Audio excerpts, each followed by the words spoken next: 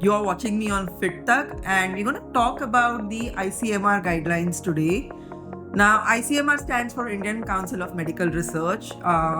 They do a lot of research, and they actually release these food guidelines every year or like quite often. I do remember studying ICMR when I did my masters. Like all our like the diet plans that we made, the allocations of food that we made were mostly around ICMR guidelines itself.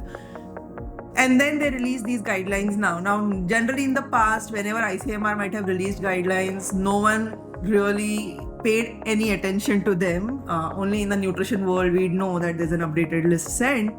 But this time around, I think because of the controversy around protein supplements and all of this thing about our spices being adulterated and contaminated and everything, I think consumer awareness is increasing, which is a great thing. I really love the fact that we are becoming more aware as consumers. And therefore, when ICMR released these guidelines, suddenly they became mainstream, everyone became aware of them. And I think it's because ICMR said no to protein supplements that, like, along with this controversy around how contaminated a lot of protein supplements are in India with this messaging coming from ICMR, everyone's talking about them. So we're just going to go a little into the ICMR guidelines and see if they're truly legit or not. Okay, so I don't think they're legit, by the way. But here's the thing. As a population, we have certain nutritional needs as Indians. And if you look at the guidelines circulated by ICMR, especially around, let's say, sedentary man, sedentary woman, and the food they should be eating, they're extremely carb dominant. That entire pyramid is carb dominant. It doesn't make sense at all. Now, India has become the diabetes capital of the world. It's unfortunate, but I think our genetics contribute to that. And other than that, like this way of eating, like lots of rice and lots of rotis and lots of like just carbs all of the time. All our snacks are made of that. All our traditional breakfasts are made of that. That way of eating is not serving us anymore. Now, people ask me this question that, but our ancestors ate like this, or my grandparents ate like this, and look at them, they're all healthy. Well, no, most of our current generation of grandparents are not at their healthiest best, but maybe one generation before that. So maybe the generation before our current grandparents, they were considerably healthy. Now, what contributed to their health other than our eating pattern is that they did not have access to what we have access to now, which is ultra processed fast food or quick commerce. You think of a cookie and then you can quickly order it on your quick commerce apps, and then a cookie is delivered to you in literally less than 12-15 minutes. You think of a really fancy food, you go back to your food ordering apps, and then it's delivered to you in maybe 30-40 minutes.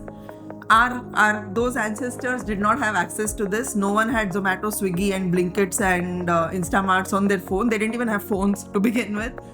They did all of the household work on their own. So from washing clothes to cooking to cleaning the house to farming to even going from place to place, a lot of walking was involved. They were mostly mobile and moving through the day. Besides which, along with the lack of access to what is now junk food, they also had rather natural environment. So they did not have so much EMF blasting through their bodies like 5G towers and 4G towers. They did not have so much blue light exposure. They were synced to the circadian rhythm, which means the sunrise and sunset, very little artificial lighting.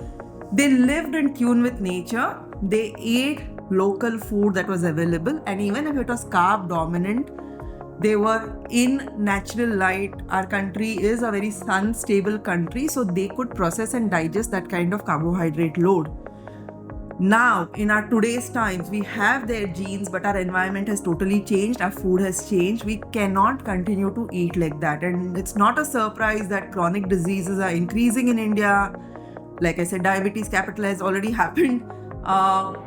So we have to change how we eat. Okay, now the ICMR guidelines do a huge disservice to this current situation by giving that pyramid, which is mostly rice and grains and dals and pulses. They have completely There is no mention of animal foods or good quality protein at all, like literally none.